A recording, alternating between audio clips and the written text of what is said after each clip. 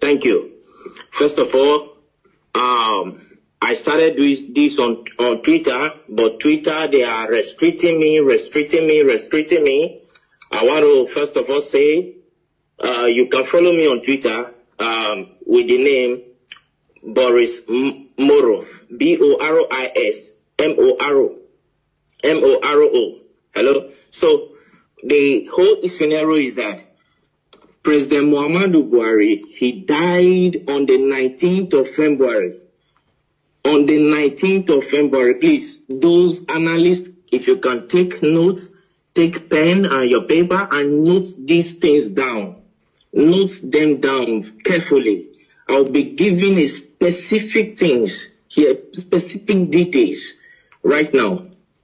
Okay, number one, President Muhammadu Buhari died on the 19th of February, the year 2017.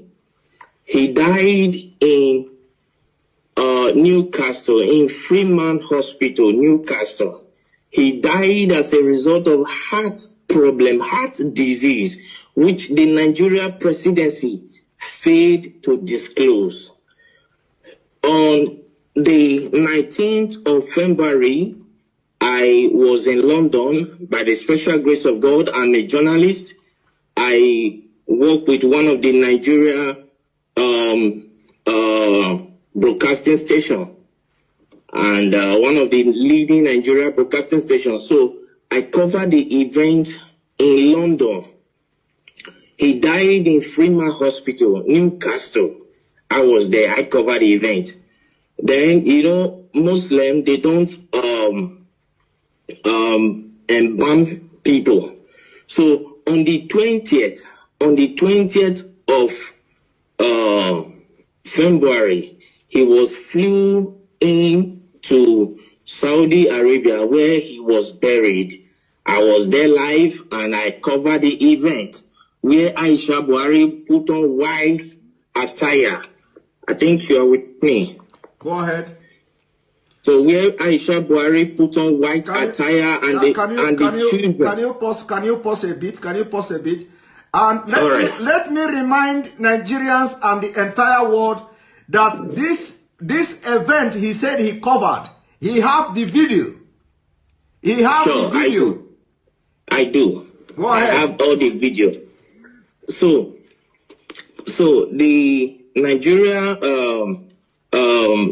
Aisha was putting on white as a sign of mourning to her husband, who is the late President Muhammadu Buhari. Then the children, according to the Muslim tradition, were putting on black. I have the video, I have the photograph and everything. You understand? Then on the 23rd of February, I was in Ethiopia as a journalist. I moved around.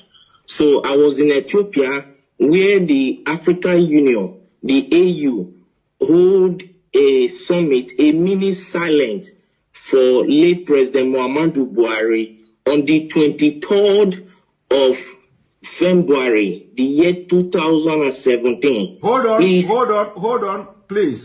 know that interrupting you is I know this kind of thing is very, very difficult, but please, hold on.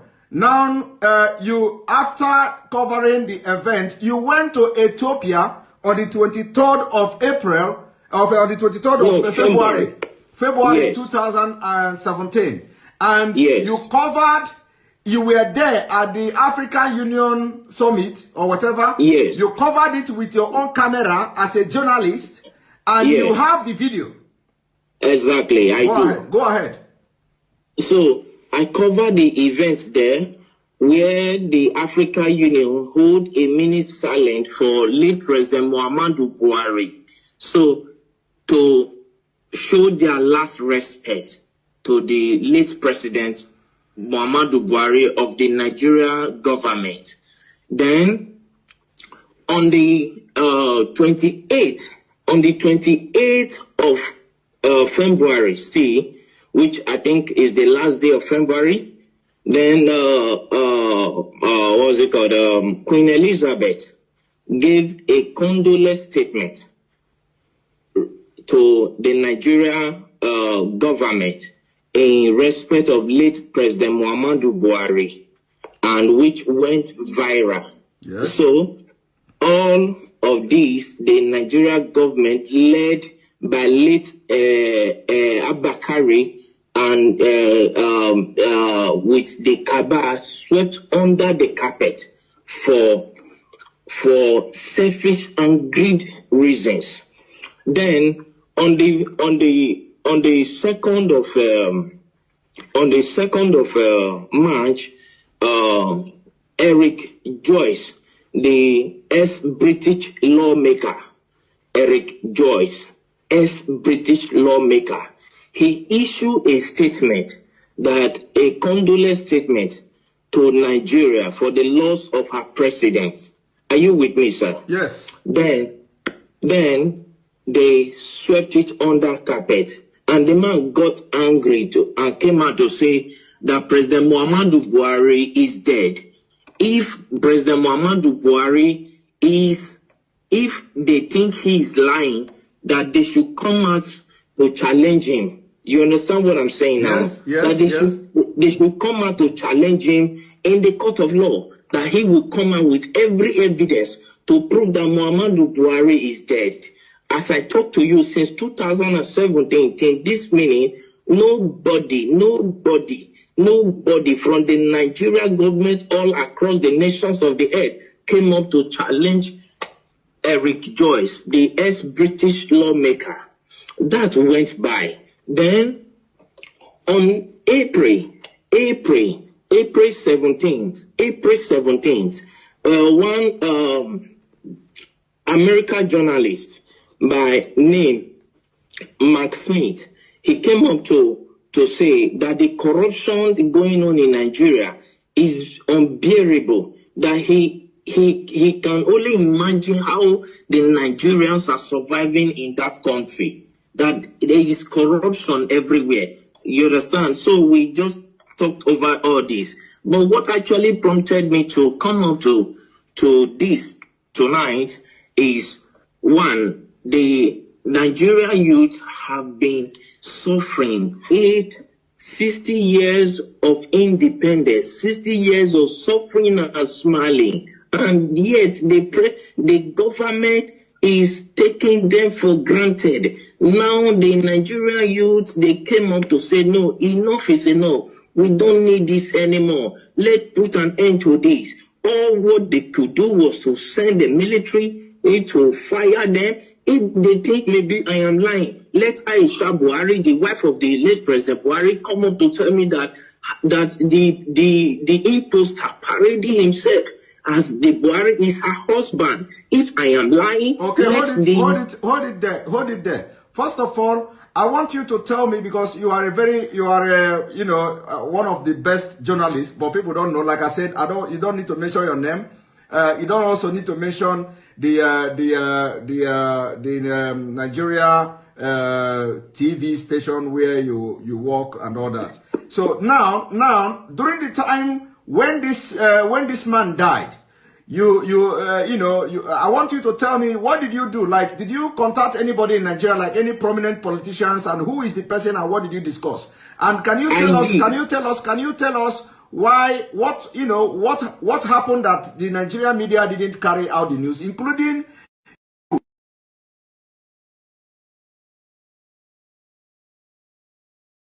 fortunate that Abakari is dead. Abakari did not die of COVID-19. Coronavirus did not kill him. They masterminded his death. That is number one. I have proof for everything I'm saying, because I am a media personnel, and for me to say whatever thing, I know I can prove it anywhere on the earth. You understand what I'm saying? First and foremost, when after that we came to Nigeria and we tried to publish the news. Let me state categorically, I don't want to mention the name of the broadcasting this thing I work with. Don't mention it. Our firm was suspended by the National Broadcasting Commission, NBC, National Broadcasting Commission suspended our firm, broadcasting station from airing because we carried the news. Because because they know, they have information that you were there. You were there and you followed everything. So when you came to Nigeria, they suspended you they suspended your friend. So I'm coming to that, sir. Let's not rush it. Abakari called me to Aso Rock. You understand what I'm saying? Yes. So I flew into Abuja to go and see him. And he told me that if I can keep quiet, that my safety to be alive will be guaranteed, and for my generation to come, no, we suffer again as a result of the bribe he was offering me. You understand what I'm saying? Yes. So I told him, accepting bribe is not the problem, but my conscience will judge me till I die. Yes. So I cannot do that. And to God who made me, I'm saying this categorically, and God Almighty is my witness. I did not take a dime from him. So I left. Then I called Bola Tinubu Asiwaju, the Lagos State richest man on earth. Let me use the word. So I called him on his MTN line. I can call the line now, the MTN line that I use in reaching him. I can say it here. The number is 080-622-40104. That is the number I use in calling Bola Tinubu Asiwaju. So I called him on phone to tell him about the development, and he came up to tell me that I should shut up, I should keep quiet, and so many other trash and nonsense that he told me that at the end of the day I was suspended from my work. You understand? As a journalist. Okay, hold it there. So you called Bola Ahmed Tinubu to tell Tinubu, of course you normally call him too. This is not the first time you are calling him, by the way. We normally communicate. Okay, so you called him on this number you called now, 080-622-40104. Yes. And then he tell you to shut up and tell you a lot of things.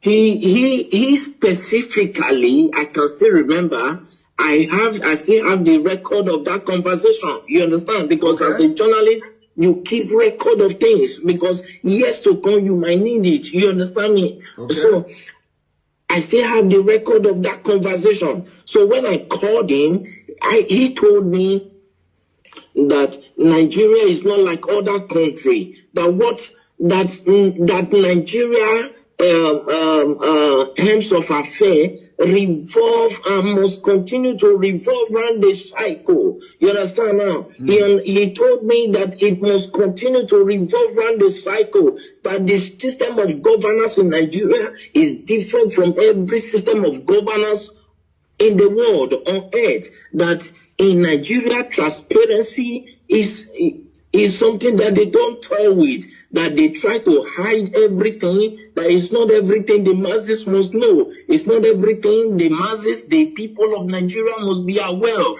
Are you getting what I'm saying, sir? Yes. So he told me, and he offered me money too. He offered me a bribe. He said as long as I kept quiet, then I called the vice president too, Yemi Osibanjo. You called the vice president too? Okay. Yes, I have his contact, but I for security reasons I wouldn't want to disclose his contact to the public. You understand what I'm saying? Yes, go ahead. If you needed one, I can give it to. No need.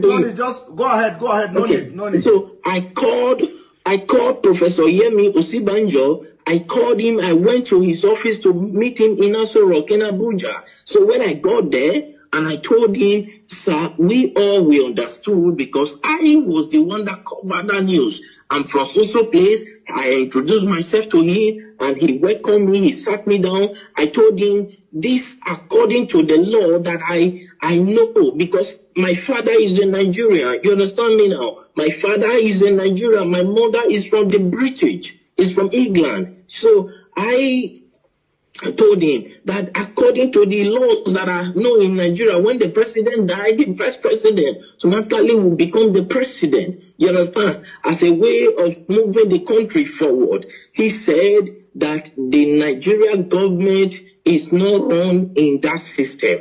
I said no. When Goodluck Jonathan was there, that was what happened. When the president died, he was the vice president and he came up to be the president.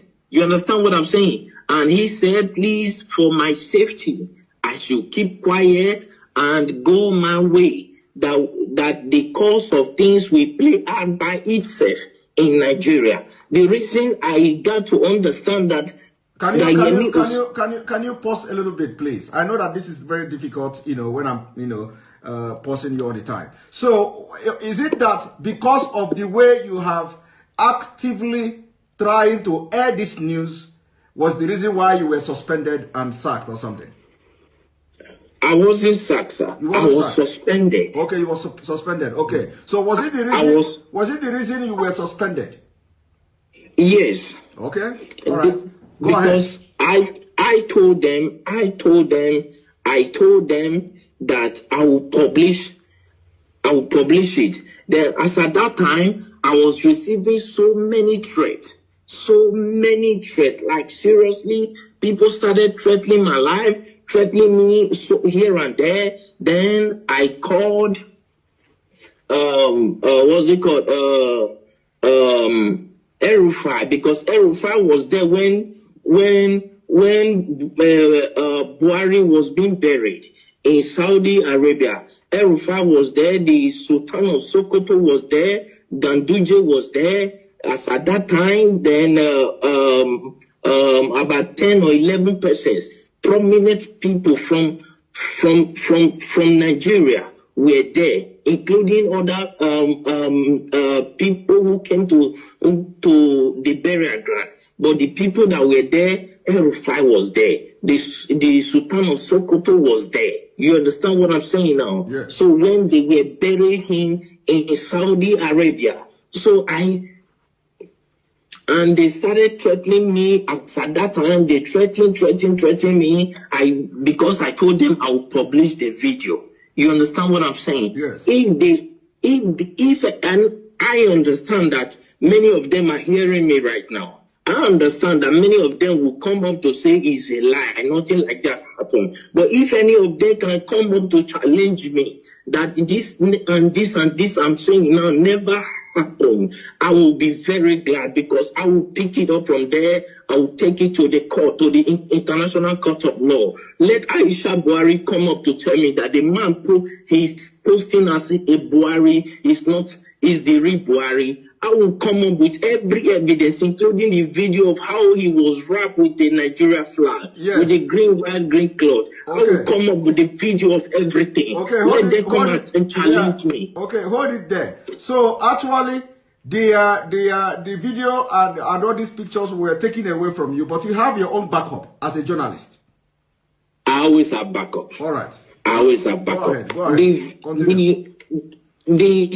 My camera was seized as a journalist. It was seized at the airport in Lagos. Your camera was seized at the airport as you are coming back to Nigeria? Yes, in Lagos. Okay. Till today that I'm talking to you, I've never set my eyes on that camera.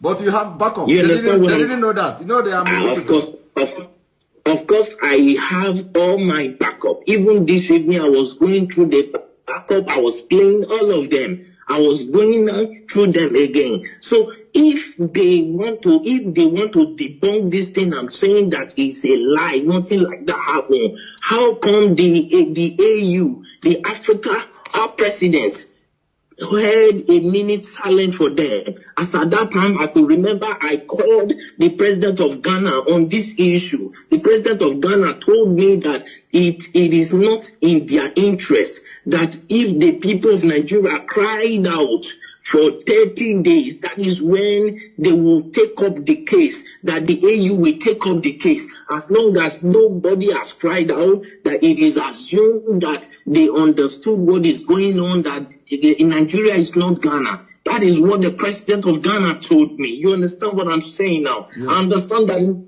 many of them are hearing me right now. Let any one of them come up to challenge me. I went to Ethiopia. I spoke with a prime minister, with one of the lawmakers there, and he told me that it is not in their interest. Then I accused him of being bribed. If not, he would have come up with an action, because he is the secretary of the AU, of the African Union. You understand me now? As at then. Yes, as at that time. So I challenged him. I accused him that they have been offered bribe, and he told me that he has never received any bribe from Nigeria, though many of them are coming with proposal. But whether he later accepted bribe, I don't know. You understand what I'm saying now? But the truth is this: Buhari is long dead in Freeman Hospital in Newcastle in London on the 19th of February, the year 2017. He's dead. Buhari is dead. He was buried in Saudi Arabia. Nobody can tell me that he's still alive. Buhari, that I know, if you look, when Nnamdi Kanu came up, you understand, they said that he's talking rubbish. I have never met Nnamdi Kanu on face to face. He doesn't even know me. He doesn't even know whether I'm fair or black. He doesn't know me. And I've never given him anything. He has never given me anything. You understand now? But the truth is, as a journalist, I swore an oath to stand by the truth at all times. Irrespective of what may be at stake. I swore an oath to God and to humanity. And now you no longer work with this television station, and now because of what is going on in Nigeria, you are ready to shatter the table. If I am not answerable to any Nigerian authority, you understand now? When I was suspended, I was waiting if my suspension would be lifted. I waited for a period of 6 months. My suspension was not lifted. Then I resigned. I sent them my resignation letter. Then I left. I started my own firm by myself. You understand me now? Which I am growing by the special grace of God. You understand what I'm saying now? Then what we do, because a lot of people, of course, are demanding that we are not going to discuss here, whether we are going to, how we're going to bring video to start flashing and stuff like that, because we want to be killing them, slowly. So we want to be killing them slowly. It is not going to be boom. So a lot of people are saying we should bring the video. We are not going to respond to that at this point, whether we are going to bring the video or not. But so long as they are following the program, following what we're doing, the videos and evidences will be dropping bit by bit. All right. Thank you very much. The issue is, thank you, sir. Please, I want to say something, sir. Okay, go ahead. Thank you very much. I appreciate you. I appreciate what you are doing, and I appreciate the good people of Nigeria who stood up to say, no, we cannot face this anymore. I appreciate all of you. But one thing we must understand is the spirit of unity has to be strong in the Nigeria youth. You understand what I'm saying? Because any protest that does not last for 30 days cannot draw the attention of the European Union and the African Union. You understand now? Yes. So if I'm saying this to the Nigeria youth, so that they will understand what they are doing. You understand? Because right now, revolution is what is needed. That is why the Nigeria government are doing everything to block everywhere. That is why they paid people to go and shoot. Those are the people, those are the military. The military that Buhari ordered the shooting, and the governor of